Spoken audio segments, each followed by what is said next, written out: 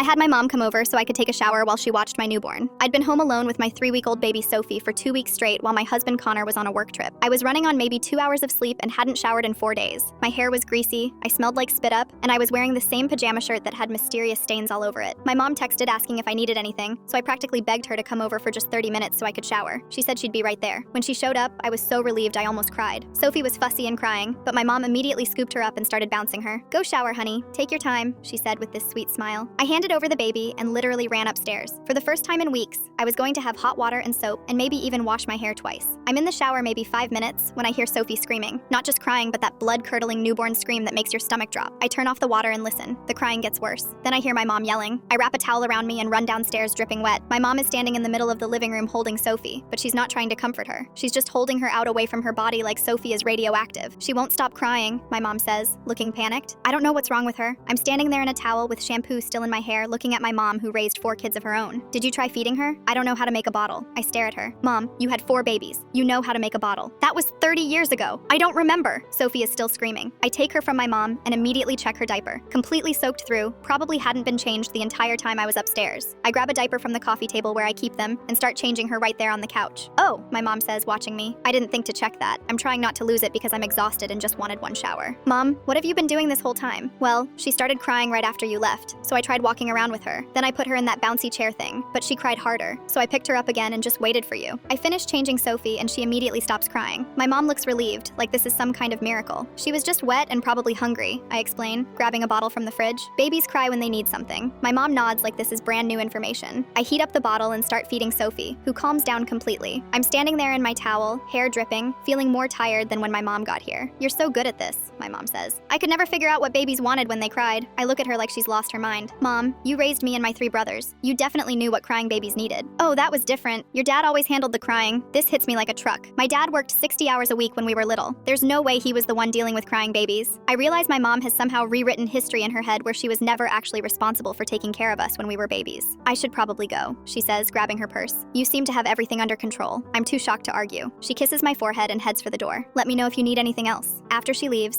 I just stand there holding Sophie, still in my towel. I never did finish my shower. I ended up washing my hair in the kitchen sink while Sophie napped in her bouncer next to me.